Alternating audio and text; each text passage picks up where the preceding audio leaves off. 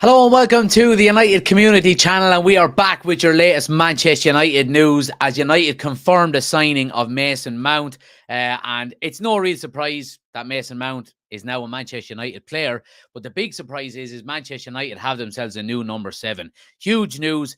As always, get your thoughts and comments into the chat below, and let's get straight into it.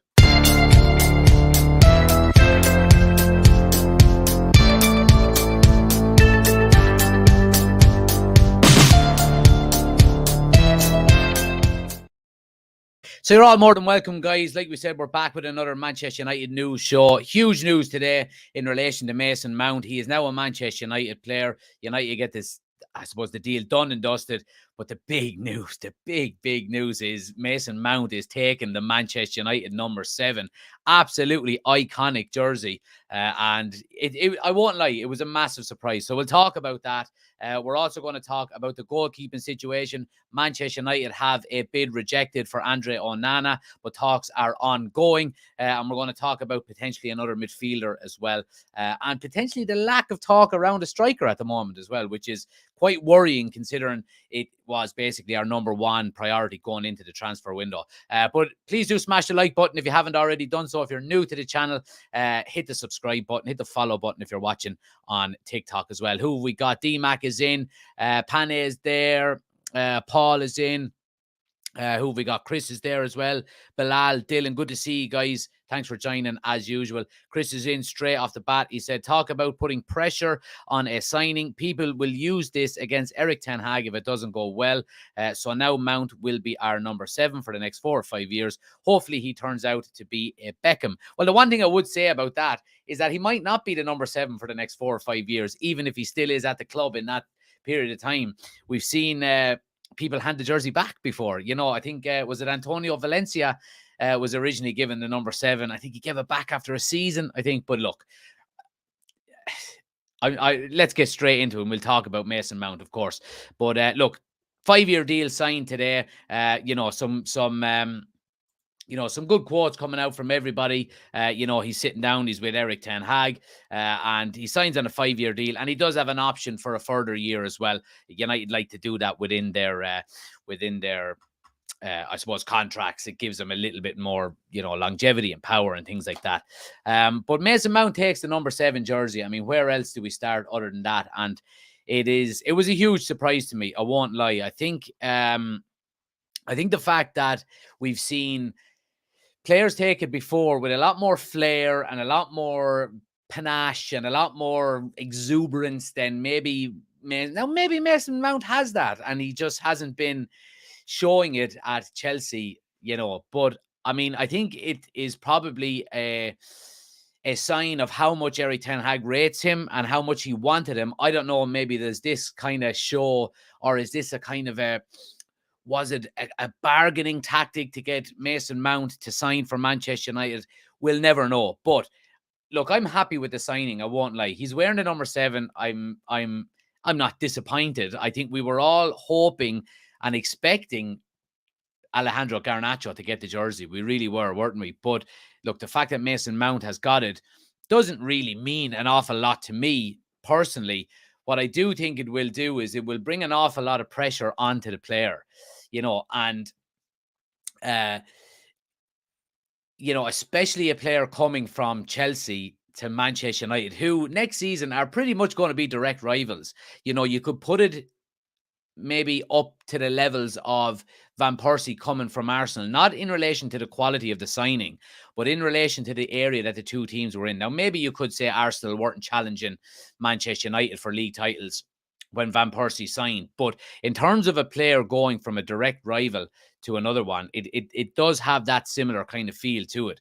But look, a lot of people have been, a lot of the, I suppose, fan base have been saying, why, and I think an awful lot of that is coming from the fact that people probably wanted Alejandro Garnacho to get it. And I think if that wasn't the case, then I don't think people would have minded too much that Mason Mount had got it. And again, look, we try and look at the positives of everything here, So Mason Mount has signed. Okay, it's a good signing. time will tell whether it turns out to be a great signing or not. But in terms of him taking the number 7 jersey, I do have some positivity around it. I think the fact that he has gone and said, yes, I'll take that number 7 jersey says an awful lot about the player. You can have players, and I'm sure there have been players in the past that have been offered the number 7 jersey that haven't taken it and maybe have gone, oh no, Jesus, give it to someone else.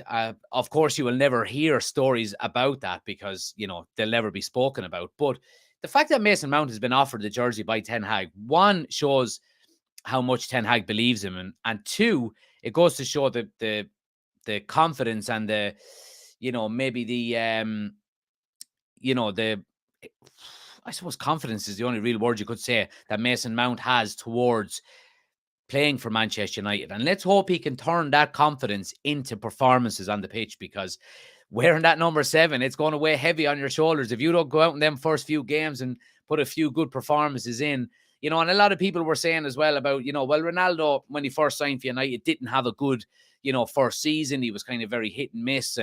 But we could see the potential was there though, couldn't we? When it was Ronaldo, we really could. And I think it just goes to show the kind of, I suppose, the confidence the kid has, and the encouragement that he's been given by his manager. And I think that's positive. I really do. Let's see what people in the chat are saying about it. Let's see. Dylan says, I feel like Garnacho should have got the number 7 and Mount number 19. Ben is in there as well. Aaron is in. Niall is in. The last pod. Does this mean the end for Sancho? Says the last pod. I would be surprised if Sancho leaves this summer.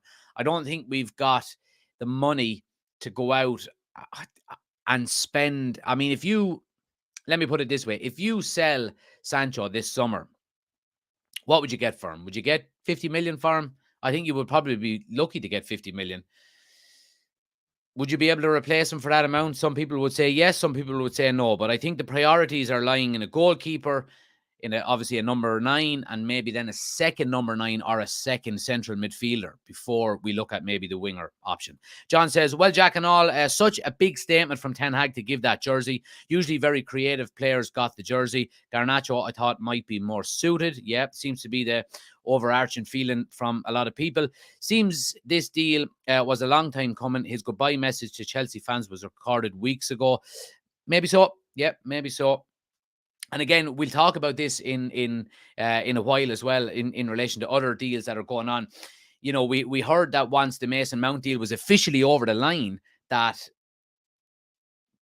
personal terms had been agreed days, if not weeks before. So I think in the background you can be working away on deals and on personal terms, and it's just down to the clubs to really to agree a fee.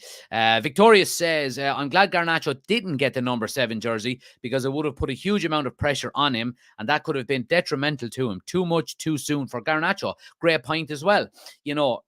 A lot of people are going out and saying, well, Cristiano Ronaldo got it at 18. Cristiano Ronaldo is one of the greatest players to ever grace the football pitch. Now, not saying that Garnacho is not going to get to that height. It will be very difficult. But I do see, Victoria's side there in relation to, let Mount have the number 7, keep Garnacho with, I don't know, will he keep the same number jersey? I'm not sure. But, we've seen with Garnacho over the last few weeks that, he's been posting a lot of things with the number 7 on it. He's got 7 million followers on Instagram. We've seen the number 7 on the back of his jersey, on the Instagram post, the United jersey. So I think it's come as a shock to everybody. Maybe the time has come for someone to put a different stamp on the number 7. Hopefully he can. That's a brilliant point, Niall, and I do love where you're coming from there, because I think we're used to George Best, and we're used to, Brian Robson, and we're used to Eric Cantona, David Beckham, Cristiano Ronaldo, these types of players with the number 7 jersey. And, you look at all of them players. I mean, David Beckham was a completely different player to the likes of George Best, Brian Robson, even Cristiano Ronaldo. They're all different types of players. So maybe this is a new way of going, and maybe and hopefully, over the next 5 to or however many years Mason Mount will stay with us, and he does a really good job, that the next person to get the number 7 doesn't have to be maybe a striker or an out-and-out winger, but Look, I don't mind that he's got it. I really don't. Um, Liam says, why are you United always so quiet on the summer transfer window? Well, look, we're not overly quiet. I mean, we've signed a player today. We're in talks for a goalkeeper. We're in talks for a striker. These things just take a bit of time. Bilal says, Mount is basically second choice for Ten Hag because you wanted Frankie de Jong. Well, I mean, you can't always get what you want, so we just have to move on, don't we? He wants the press-resistant midfielder, and Mount is perfect for Eric Ten Hag's system, plus a homegrown player. Yeah, absolutely. Absolutely. What next? Onana or Highland? Well, let's get into it. Let's get into it in relation to the goalkeeper situation, because as we know, Manchester United are in talks for Andre Onana. Now, we have had a bid. It's been confirmed. Manchester United have had an opening bid of 45 million euro rejected for Andre Onana. Let's go down through it here. Inter have rejected an opening offer for Manchester United for the goalkeeper, Andre Onana.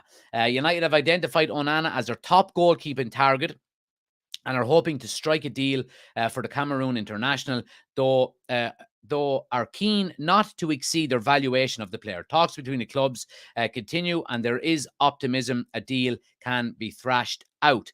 The offer from United is understood to be worth a total of 40 million euro plus 5 million euro add-ons, though Inter have turned down the approach.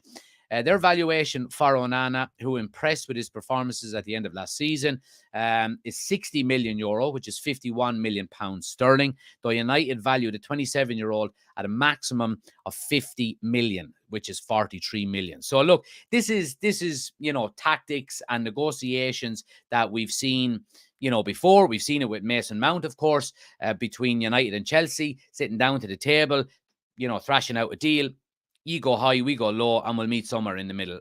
We'll probably get him for probably about, I would say, anywhere between 50 and 55 million up front, with maybe another 5 million on add-ons. And I do like the whole add-ons way of doing it, because a lot of the time it's performance-based add-ons. So, if United win a trophy, then you'll get some money. If he has a certain amount of clean sheets, so on and so forth. And the majority of the time, both club and fans are happy to pay that extra few pound if it means United are being successful on the pitch. So yeah, it's been reported here. Manchester United made an opening bid. This is coming from Laurie Whitwell, 40 million plus 5 million. Inter 160. But there is an expectation a compromise can be agreed. To be honest with you, I don't think this, I suppose, saga with Andre Onana is going to drag out too long. I really, really don't. Fabrizio Romano also said United and Inter have scheduled new direct contact for Onana. Inter expect United to bid again. Negotiations will continue this week. So, look, I'm really happy about this, I have to say, because, I mean, first and foremost, we do need to sort out our number one. And number one being that, hypothetically, whether David De Gea was going to sign or not, or whether we're going to go out and get a new number one, which Onana is going to be.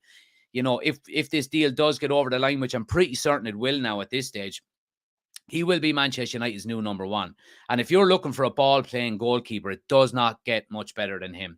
His distribution, his all-round goalkeeping stats are phenomenal.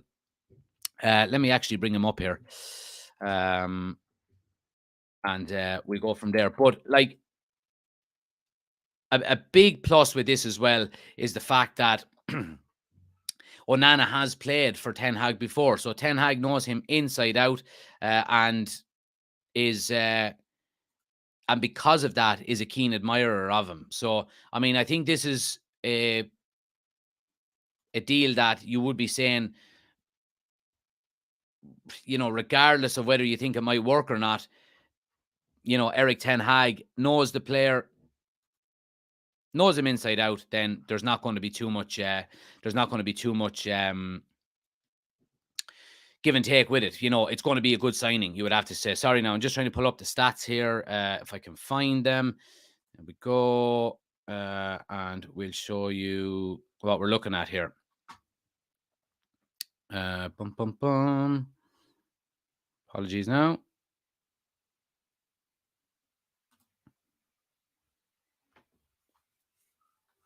So let me just drag this over. Sorry, my mouse is acting up on me today. So let me just pull this over here and we'll go from there.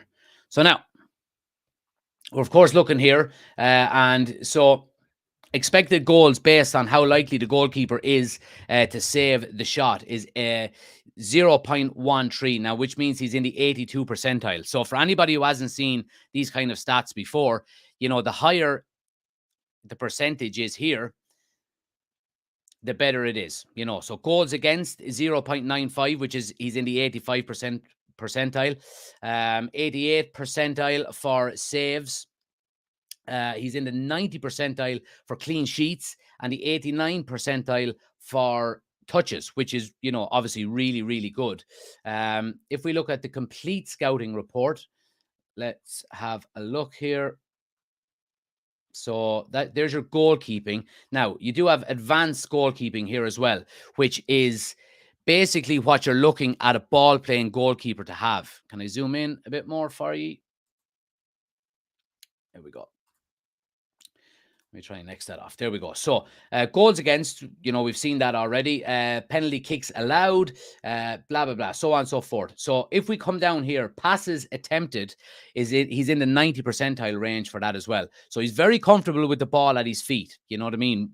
Loves to play, loves to be in possession. And I think that's what Ten Hag is looking for more than anything else in relation to a goalkeeper. We've seen here that where did we see it? I've seen it. I don't think I had it. But anyway, so basically what Eric Ten Hag was saying was that he wants to bring in a goalkeeper on a similar level to the likes of Ederson and the likes of Alisson for Man City and Liverpool, respectively, that how they basically revolutionized the way the teams played. We seen with Pep when he first took over, he went through a couple of keepers. He wasn't long about getting Joe Hart in. He brought in, was it Bravo? And then he brought in a couple of goalkeepers before he actually settled on Ederson. And similarly with Klopp, of course, we all remember the Champions League final where Karius had a howler. And then all of a sudden you bring in a goalkeeper like Alisson and it just completely revolutionizes the whole team. And I think Onana would have a similar impact on Manchester United coming in. He would turn your back. It would allow you instantly for your fullbacks to play an awful lot higher. Your two centre backs would all of a sudden become a back three along with your goalkeeper because he's so confident on the ball. And I think that's what Ten Hag is wanting.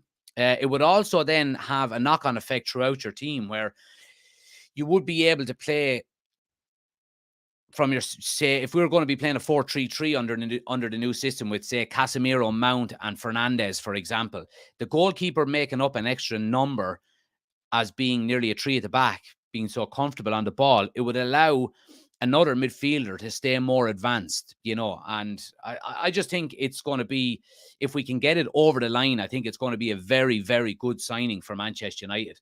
And I mean, he's 27 as well, so he's not a kid, but he's also probably just coming into his peak.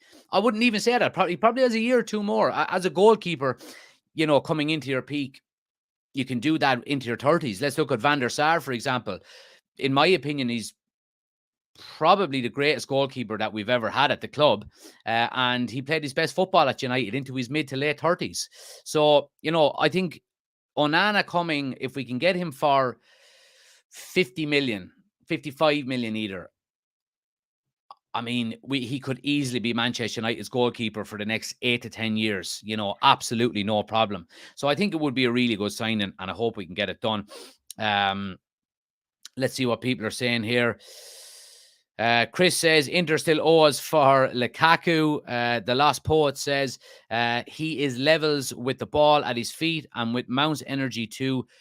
Two really good players. I'm afraid this is the end of Sancho. Chris says hashtag sell Sancho. Niall says would love to see some outgoings then. I think the incomings will come. Absolutely. Bilal says, if we get Onana, does that mean De Gea gets a testimonial game for United? I think you will get a testimonial. I mean, just because he has left without a testimonial doesn't mean he won't get one. We've seen with Roy Keane, for example, in 2005, left the club and, a few weeks later or a couple of months, I can't remember how long it was, came back and had his testimonial. So, that can be done. Of course it can. Balaz says, if Onana comes, does that mean Henderson goes? Fred and McTominay too could be sold. I think Henderson is gone regardless. I really do. I don't want him to stay. I don't think he should stay after his comments from last year. I think the bridges are burnt with him. I think Ten Hag is pretty clear in his knowledge of the fact that he's a bit of a troublemaker. He's a bit of a dickhead, really. So yeah, I don't see him staying. Patrick says, are the Qatar people still interested in buying Manchester United? We're going to get into that in a moment as well. I don't think. Yeah, anyway, sorry. My computer shut down just before I went live, so I was scrambling to get all of the reports up again. Chris says, I want to sell Henderson, Fred, McMuffin, Sancho, and all the other Deadwood, Onana, Mount, Amrabat, Highland, and Kudus. That would be good, wouldn't it? And Blazing says, Glazers out. Love it. Love it. Let's see what people are saying on TikTok here. Onana is an established goalkeeper, no messing around. Needed to get him signed ASAP, says Robbo. Brendan says, Van der Sar, you're forgetting about Schmeichel. I think Van der Sar was better than Schmeichel. Again, that's just my opinion. We need Onana quick, says Yuppa. Martin says, Bruno leaving Manchester United. No, he's not. Any takeover news? So the takeover news, guys, let me see. Can I find the article here because I lost it all? Let me see. United news. So basically, there was reports today suggesting that Sheikh Jazim is. What did I do there? There we go. So Sheikh Jazim has new Glazers concerned despite being hours away from the deal. So basically what this report from the Mirror is saying, and in fairness to the Mirror, over the last, ever since Ten Hag came along, they've got some good sources. And a lot of the, I suppose, outlets are saying the same. A lot of the, it's pretty clear that the majority of things that they're talking about Manchester United over the last 12 months or so, have been pretty spot on, you would have to say. So basically, and that's not to say that this is the truth or anything, because we know how it can go. Sheikh Jazim is growing increasingly anxious over his bid to buy Manchester United as the silence from the Glazer family continues. On Tuesday, the saga seemed to be finally nearing a conclusion, with Qatari outlet Al Raya reporting that the protracted takeover process was due to be completed in a matter of hours, suggesting the purchase contracts were to be signed by the Glazers imminently. Fans waited with bated breath for the confirmation.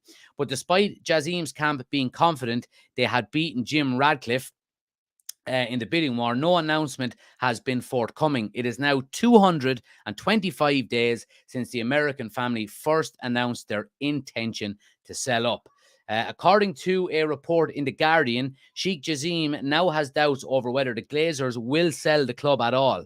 His fifth and final bid, which was in the region of £6 billion, is yet to be received any kind of formal response. The Qatari banker initially issued a deadline after making it his take it or leave it offer, with his team said to be getting increasingly irate at the prolonged saga, but he promptly backtracked on that stance despite not receiving communication from the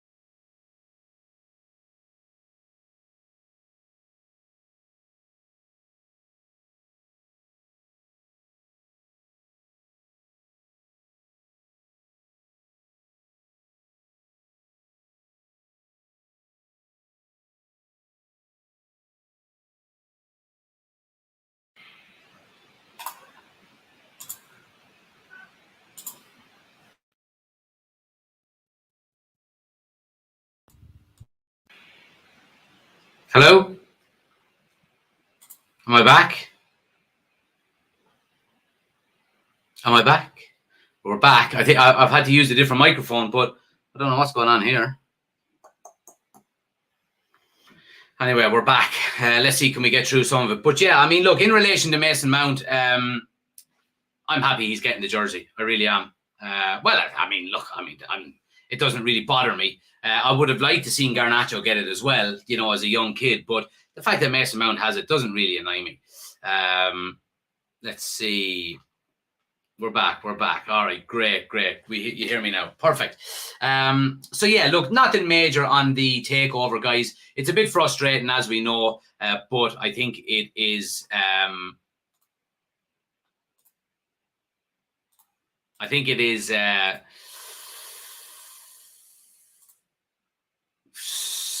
Is going wrong here tonight. Can you hear me? Yeah, can you hear me? Okay, perfect. You can hear me. Great. So yeah, let's move it on. We're a bit all over the place tonight. We said that one. So, Amrabat. Now, reports are suggesting from Gazzetta today that Manchester United have already reached an agreement with Amrabat's entourage, but have yet to make an offer to Fiorentina. They could be convinced with an offer of £25 million sterling. Now, look, obviously, we've been linked with this guy for probably about a week now, you would say. And look, I think this just is basically what we've done with Mason Mount. You know, we are dealing and we're getting personal terms set up so that when a deal is done and when, you know, fees are agreed with clubs and things like that, that it can be done relatively quickly. And I mean, this to me just kind of it kind of rings bells in relation to Manchester United are looking at focusing everything on the likes of Onana at the moment. Let's get personal terms agreed here. And if we can maybe sell a couple of players, get, you know, a Fred off the books or a Maguire or whoever it may be, an Elanga or, you know, so on and so forth, that we know then we have a little bit of a windfall from sales. We can go out and get a second midfielder. So that's what I think this is. I don't think we're going to get a deal for him anytime soon. But again, going into next season, I do think we need another defensive midfielder. And I think he would be a very good option as a backup to Casemiro because we've seen last year, I think, now we didn't see, you know, real injuries with Casemiro, but he did miss an awful lot of games due to suspension. So I think the fact that he did miss so many games, I think he was probably fresher than the likes of a Varane and players like this. So, but you would hope next season we don't see him getting suspended. If we are going to play, you know, close to 50 games, even more, probably close to 60 games, is Casemiro going to be able to play all of them games? No, he's not. So I think we are going to need another option. You know, we've got the Mason Mount and the Christian Eriksen position kind of boxed off now. Now you can swap maybe Bruno into one of them roles, play Mount further forward alongside Christian Eriksen, you know, so on and so forth. So there are options there. The defensive side of the midfield is where we need to improve between now and the end of the transfer window. And I think he would be a very good option. I really do. Let's see. Cottle is saying, I would have left the number 7 shirt vacant for another season and give it to whoever deserves it after that. Yes, but Manchester United are a commercial machine. So they are not going to give up the opportunity of selling 10 million number 7 shirts throughout the world, you know, just by leaving it on the sideline for a year. You know, that's not what they're going to do. Now you're going to have an awful lot of kids now that are going to see Mason Mount wearing the number 7 and want that jersey, you know, and that's why Manchester United do that, you know. So Oshin says, I like Amrabat, but himself and Ten Hag might fight over the Head and Shoulders adverts. I won't be in any of them adverts anyway. Ten Hag is putting his stamp on the team with giving Mount the number 7. Should be interesting locker room dynamic, says Chris. Yeah, absolutely. And seeing some of the video clips of him today where, you know, he was shaking hands with Ten Hag, and let me see if I don't know if you would be able to hear this, but let me just see if I can. I'm sure you all heard it already, but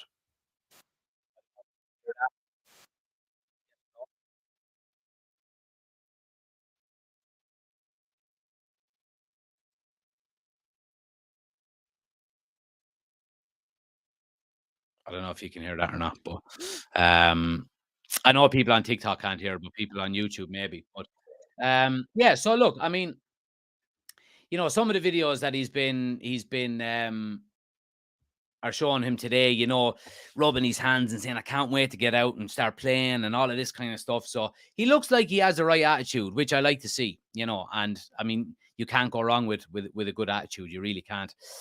Let's see what people are saying here. Let's see what people are saying on TikTok here. Let's go back through some comments and see what people are saying. Do you think he'll put Amad Diallo in the squad? Says Brendan. Look, I think Amad Diallo will get a chance in pre-season to prove his worth, but it will come down to the player himself and the kind of performances he puts in. I think, look, we all know how good of a season he had on loan last year, and fair play to him for it. But I think the fact that, we've already got established players there, I think he will have to impress in pre-season. And if he doesn't, he will probably be loaned out again, I would say. Hope they have the new top with number 8, says the Ginger Ninja. James says, give Anthony a chance. Yes, but he's only got 2 years left. Robbo says, I'm not buying any new shirts till the Glazers are out. It won't affect it. You're not giving any money to the Glazers by buying the shirt. They're not taking dividends out of the club this year. They're selling it. So I wouldn't worry too much about it. I really wouldn't. Let's see.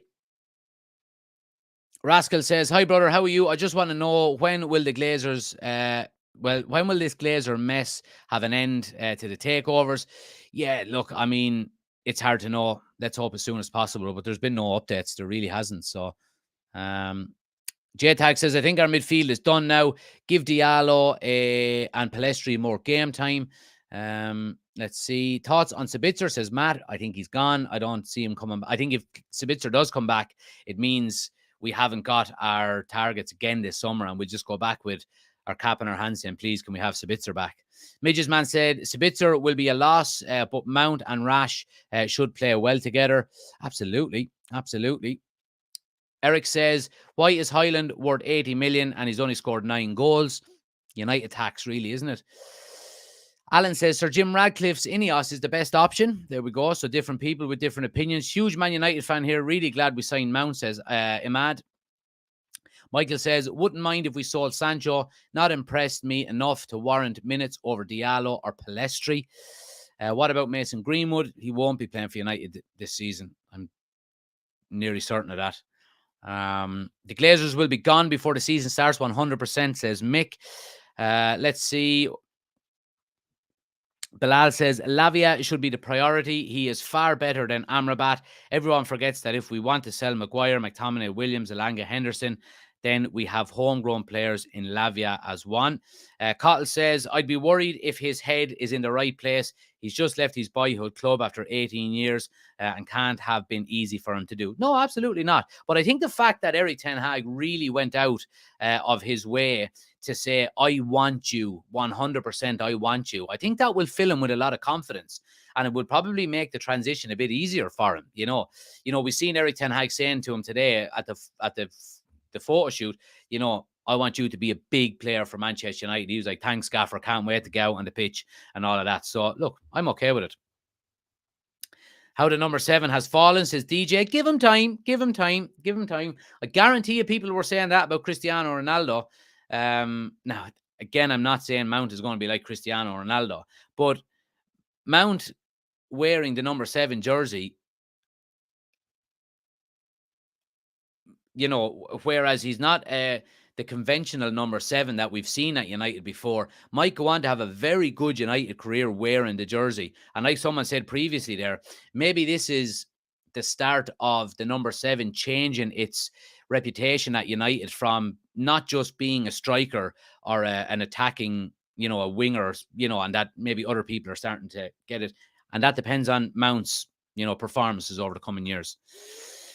Let's see. Ushin says, not buying another shirt while they're at price. They are $100. Nah, you're all right. Absolutely. Atalanta robbed us on Diallo as well. We had to buy him for 30 million. Bilal says, we have money by selling Fred and Henderson. And Ben says, Oshin, missed your chance. Mine's a Father's Day present. Yeah, there we go. So as well, guys, I'm actually, I'm in talks with a guy at the moment over the first sponsor of the channel. And it's a kit manufacturer sponsor. So we'll be getting some kits in the next couple of weeks. I'm not sure when they're arriving. He has put the order in with his supplier. So I'm getting the new kit, and then we're getting some of the old retro kits as well. And obviously he'll be sponsoring the video. So once all of that is sorted, I'll give you all of the details if you want to go and check them out. It's an Irish company as well, so all good. Aaron says, do you think if the takeover was done in the next 10 days, a big money number 9 signing could be on the cards? Probably not, Aaron, because they're saying, and reports have suggested in the past that if the Glazers announced tomorrow that, Qatar has won, it would take 5 to 8 weeks before the keys will be handed over. So I don't know. Does that mean that they can invest money before all of that is done? I'm not 100% sure, but I think it's pretty safe to say that what we've got and the numbers that we're dealing with in the transfer window already are basically what we're going to have for the remainder of the transfer window as well. Lavia can't replace Casemiro at the moment. Amrabat is more experienced. He can play there alone, says Chris. Oshin says 40th coming up, Ben. Might squeeze someone for it. Absolutely. Chris says we can still buy CDM in 2 to 3 years. Let's see. Oshin says, don't forget Robbo wore number 7. Sharp memories. Absolutely. Absolutely. And Bilal, Chris says, did you use my design with United Community Channel? What design was that? I can't remember. Means I probably didn't. Lavia also played alone in that role for Southampton in the Premier League. Amrabat had a good international tournament, whereas Lavia played in the Premier League week in, week out. Well, look, everybody has their own take on it and their own kind of, favorite players and so on and so forth. And I think regardless of who we sign, again, I go back to what I've said for the last 12 months, more than 12 months now, that, whoever Ten Hag decides to sign will back him. Because he knows a lot more than we do. As much as we like to think we know everything here on the United Community Channel, we don't. We know very little compared to the likes of Ten Hag. So let's give him a chance to do what he wants to do, and time will tell. Let's see. De Gea would be good for Inter, but he's going to Saudi, says James. J-Tag says, just bring in Mbappe and I'll be happy. Mick says, when we got Van Persie, people said, he's Arsenal all the way, but look what it did for us. He loved it. Absolutely. There you go. Mason Mount, the next Beckham, says David. Roland says, I think Glazer's trying to pull the sale to the end so United can flop up and make it seem they were the best. Is Casemiro staying? That's a silly question. Of course he is. If you could choose any striker to come in and play for us, who would it be? Harry Kane. I've said it before and I'll say it again. He will guarantee you goals more than any other striker in the Premier League, Harry Kane.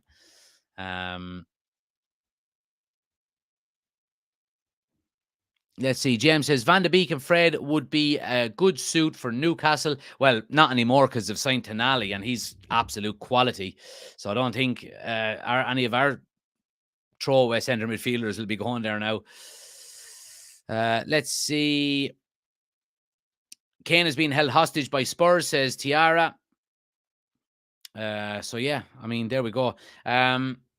Yeah, but anyway, look, guys, just to give you a big heads up again on it, we mention it every night, but of course, the giveaway is still running for the brand new PS5. So if you want to be in with a chance of winning a brand new PS5, you can click the link on my homepage if you're watching on TikTok and enter there. Anybody watching on YouTube, you can scan the QR code on the screen, or the link is in the description of the video as well. So make sure you're getting involved in that. You can buy as many tickets as you like, and any proceeds that are made are going to charity as well. So it's a good chance to win a PS5. And if you don't win, your money is going to a good cause as well. So make sure you get involved in that, guys. Make sure you do smash a like on the video as well, and hit the subscribe button if you're new to the channel. numbers are flying up on YouTube. I have to say, doing the daily videos is really picking up some steam. So really happy with that. Make sure you are hitting the subscribe button. If you're new to the TikTok channel, please do hit the follow button as well. We're on the road to 40,000 followers, flying it. So we are. I think we're just about on the 35,000 mark. So if you're new, do hit the follow button as well. We do daily content there as well. But yeah, look, I appreciate everybody for watching, guys. Mason Mount is Manchester United's new number 7. Wish him all the best of luck with it. It's going to be a heavy jersey to wear, but he seems, only from looking at him today, he seems like a guy that can wear it, you know.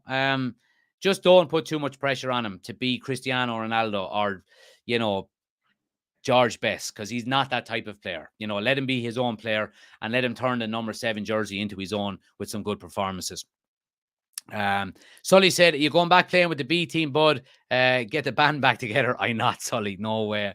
I think I'm getting involved in the under 15s, doing some coaching with him this season. I think it's the under 15s anyway. So that will take up all of my time. But guys, thanks for watching. Really do appreciate it. Hit the like and subscribe button if you haven't already done so. I appreciate it. We'll be back again tomorrow night with some Manchester United news updates. But until then, stay safe and I'll chat to you tomorrow. Take it easy.